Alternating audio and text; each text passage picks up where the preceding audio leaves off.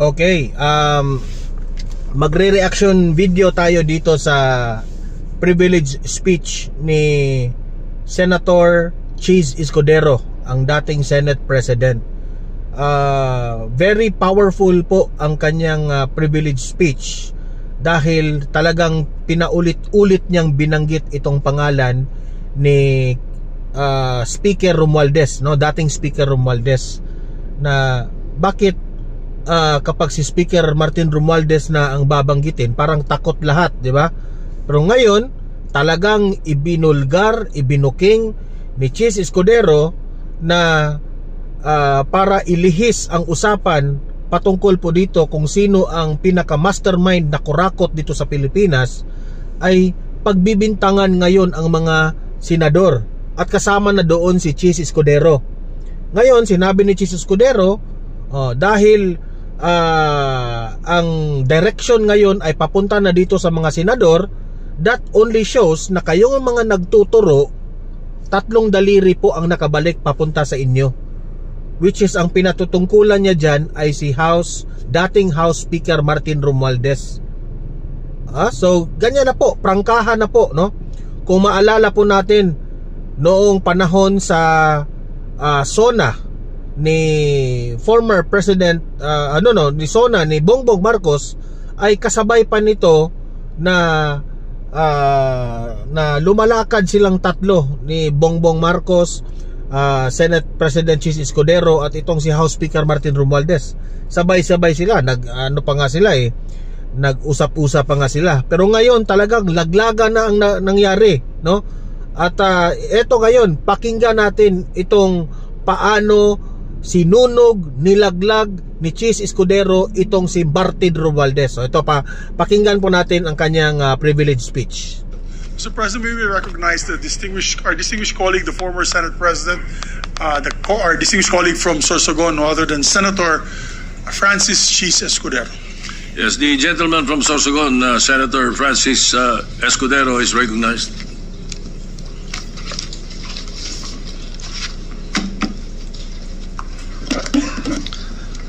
Thank you, Mr. Senate President. Thank you, distinguished Majority Floor Leader. I rise to make a brief manifestation in response to the events of recent days. Ginoong Pangulo, meron po tayong kasabihan sa wikang Pilipino. Kapag nagturo ka ng daliri sa iba, may tatlong daliri na nakaturo palagi pabalik sa iyo. Sa mga nakaraang linggo, malinaw na nililihis ang galit ng taong bayan tungkol sa mga ghost at substandard flood control projects mula sa mga totoong may kasalanan patungo sa Senado at sa ilang mga miyembro nito. Tila pilit na ginagawang panakipbutas, ika nga, at fall guy at diversyon ang mga senador palayo sa Kamara at sa mga tunay na may sala. Klarong-klaro po ang script nito. Ipitin ang tatlong dating DPWH officials, pakantayin sa kanila, mema banggit lang na senador, habang pinagtatakpan ang mga congressman na tunay na kasabwat nila sa mga lugar na ginagalawan nila. Simple ang patunay dito. Kapanipaniwala ba na wala silang kinausap na kahit isang congressman nakaupo na totoong may hawak ng mga distrito sa lugar na ginalawan nila sa hinaba-haba ng testimonya nila dito o sa Kamara? Banggit sila ng banggit, name drop sila ng name drop ng pangalan ng senador, maski na klaro naman kung inyong papakinggan na wala silang masabing direktang nakausap o binigyan ng anuman. Lahat ito para lamang ipako ang mga senador sa media at sa publiko at ilayo ang atensyon sa Kamara at mga congressman. Bakit nga ba? Dahil tila mas malaking isda, ika nga, mas mataas, mas kilala ang mga senador kumpara sa congressman? Umaasa sila na maiibsan ang galit ng tao sa kanilang mga anomalya ukol sa flood control at tuluyan na silang makakatakas mula sa anumang pananagutan. Isang tao lamang, Ginoong Pangulo, ang nasa likod ng script at sarswelang ito.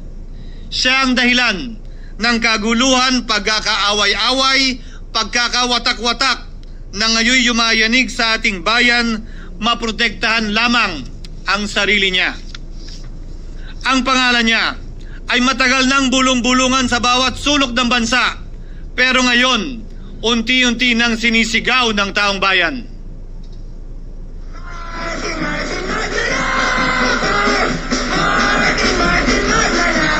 Martin magnanakaw raw. Yan ang sabi, ha.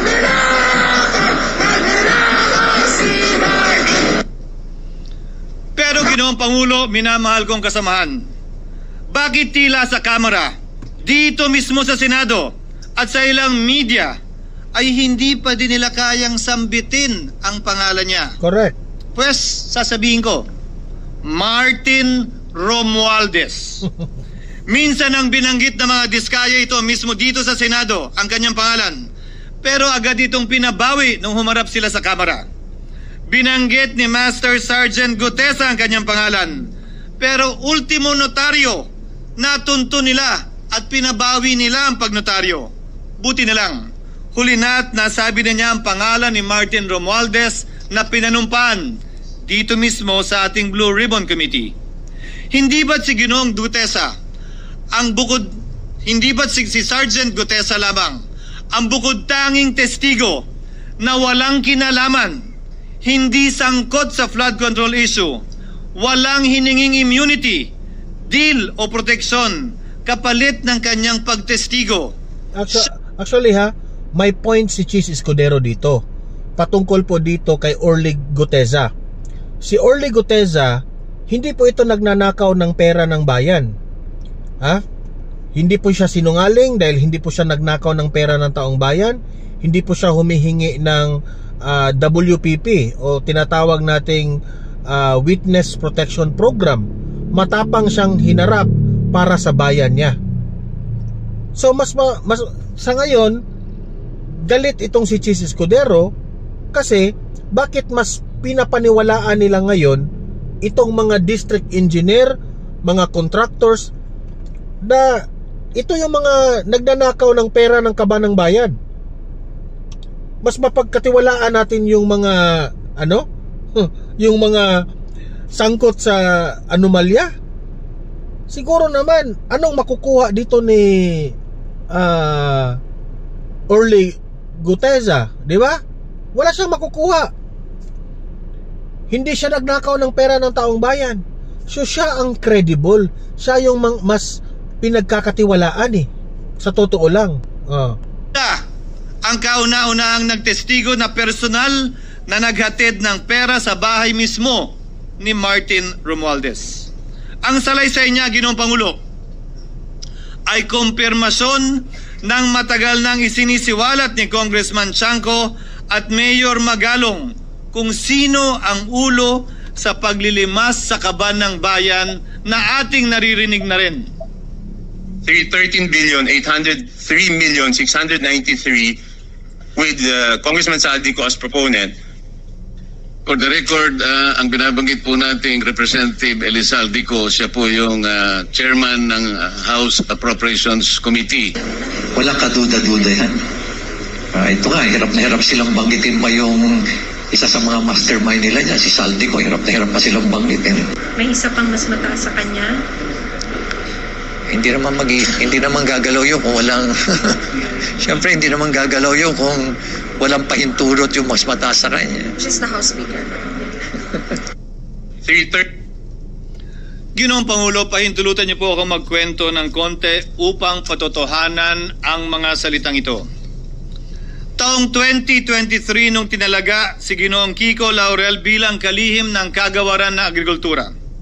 Bilang suporta sa kanyang mandato, tinanong ko noon ang isang simpleng katanungan sa budget process natin. Bakit mas malaki ang pondo ng flood control kesa sa agrikultura?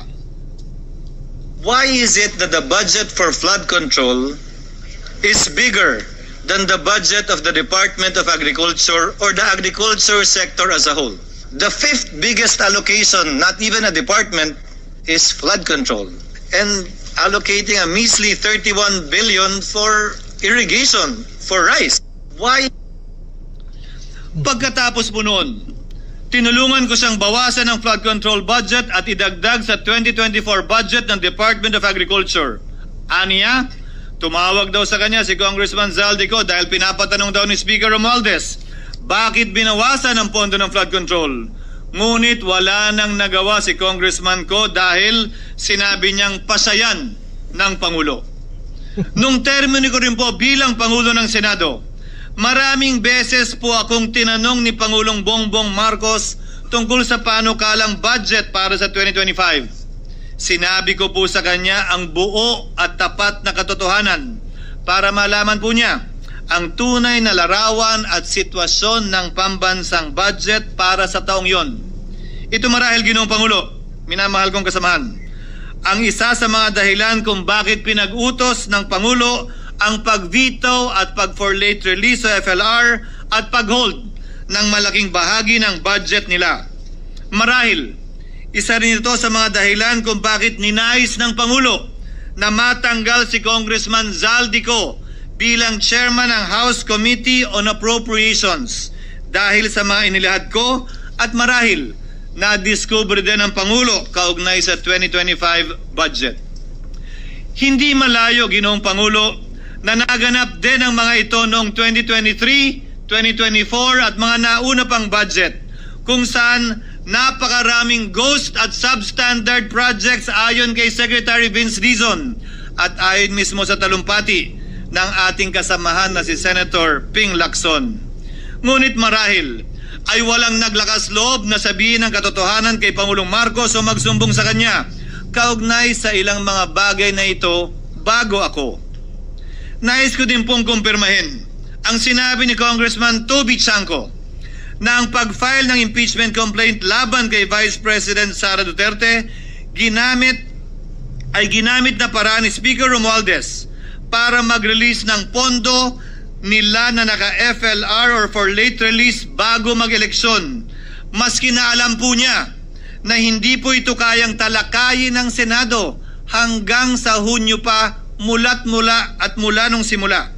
Ulitin ko, ginamit ni Martin Romualdez ang FLR at ang pangalan ng Pangulong Marcos upang itulak ang kanilang unconstitutional na impeachment complaint. Sabi nila, pumirma kayo dahil kung hindi lalabas ang pondo nyo na naka-FLR bago mag-eleksyon. Subalit, Ginoong Pangulo, hindi ito umubra. Tingnan nyo ha, may kondisyon talaga. Ganyan po ang dirty ng laro ng politika. Talagang grabe guys. Sobra nakakadiri, no? Ang mga ganito. Dito natin makokonek eh. Tama pala yung mga haka-haka dati, di ba? Na kaya na-impeach itong si VP Sara sa House of Representatives kasi kung hindi ka pipirma, hindi maa-approve yung budget mo. Wala kang budget. Yan, nakokonek na natin yan eh. Hindi ito umubra dahil tinanggihan ito ni PBBM. Sinabi niyang walang ganyang uri ng usapan at sinabi niyang hindi niya gagawin yon. Kaya't hanggang ngayon, nananatili pa rin for late release ang mga questionableng pondo nila. And that is why, Mr. President, distinguished colleagues, at the height of the impeachment controversy and amidst the passion of some sectors to remove the Vice President at all costs, I urged prudence and level-headedness because I knew that greed and not accountability was the reason behind it. In the end, Mr. President, the Supreme Court vindicated us. The Supreme Court vindicated us by saying, among others, quote, "There is a right way to do the right thing at the right time. This is what the rule of just law means." Close quotations. Ginoong Pangulo, sinisi po sa akin ni Speaker Romualdez ang pagkakatanggal kay Congressman Zaldico. Sinisi po niya sa akin ang pag-FLR or for late release ng kanilang mga proyekto. Sinisi po niya sa akin ang pagkakadismiss ng impeachment complaint laban kay VP Sara na nakikita niyang makakatunggali niya sa susunod na halalan. Correct. Sinisi din niya po sa akin ang pagkakasira ng kanilang maitim na balakin sa 2025 budget na nagawa nila ng walang balakid na mga nagdaang taon. Ginoong Pangulo, naging tapat ako at ginawa ko lamang ang aking tungkulin. Kung ano... So, ito na ha. Dito na natin mako-connect. 'Di ba, sino ang nag-expose doon sa blank items? 'Di ba? Kung naalala nyo, sina Congressman Ungab at itong si former President Duterte, sila ang nag-expose niyan sa blank items. Doon sa Davao, meron silang programa doon, 'di ba? Walang naniwala. Sinabi pa nga nila, ano yan, paninira na naman ang ginagawa ng mga Duterte. 'Di ba? Walang naniniwala. Hanggang ngayon, na-connect na natin. Mismo si Chis Escudero na ang nagsabi na kaya pala nilaglag siya, kaya pala binanggit ang pangalan niya dito sa mga anomalyang flood control projects dahil nagalit pala itong si Martin Romualdez at si Zaldico sa kanya. Nagalit kasi hindi umubra ang plano nila patungkol po dyan sa impeachment ni BP Sara. Hindi umubra Hindi umubra ang kanilang plano kasi yan ang pinakaplano ni Tambaluslos na ma-impeach itong si BP Sara para kapag siya ang tumakbo sa 2028, wala na siyang problema, wala na siyang katunggali dahil na-impeach na si BP Sara Nasa konstitusyon ng Pilipinas yan na kapag ma-impeach ang isang tao ay hindi na pwedeng tumakbo. Hindi man yan nangyari under the leadership of Senate President Chis Escudero. Kaya pala ngayon pinalitan kaagad itong si Senate President Chis Escudero kay Senate President na ngayon na si Soto. Kasi itong si Soto at si Lacson, sa madaling salita, sabi ng taong bayan, mga tuta ni Martin Romualdez. Kaya ngayon si Zaldico, siya na ngayon ang pinakamalaking pinaghahanap ng taong bayan kasi siya yung tinuturo lahat na siya yung gumagawa ng korupsyon. Siya naman ay turo naman siya dito kay Chis Escudero. Di ba? Kita nyo na ang laro sa politika. Nagtuturo na sila ngayon ni Chis Escudero kasi nabubuking na sila. Okay, nabubuking na sila. Kaya grabe itong revelasyon ni Chis Escudero Grabe ito, sa totoo lang. Kayo mga audience ko dito sa Don Mar TV, libre kayong mag-comment, mag-react. Anong masasabi nyo dito sa privilege speech ni Senator Chis Escudero? Tama ba siya? Mali ba siya? Naniniwala ba kayo sa kanya? Ilatag nyo ang inyong argumento sa comment section at usap-usap tayo doon. Okay? Paki-like at saka paki-share itong video na ito para kakalat ito sa taong bayan at marami po ang makarinig sa mga balita na dapat nating bantayan at malaman ng buong sambayan ng Pilipino na ito na po ang mga nangyayari ngayon sa ating lipunan. Okay? Sa mga first time lang dito sa aking channel sa Don Mar TV, consider na i-subscribe itong channel na ito para updated kayo lagi. And guys, wala pong bayad ang mag-subscribe Pindutin nyo lang ang subscribe button. Walang bayad yan. At you will always be updated. Okay? So see you in my next video. Have a great day. Have a great night. God bless po sa ating lahat. Mabuhay ang Pilipinas and God save the Philippines.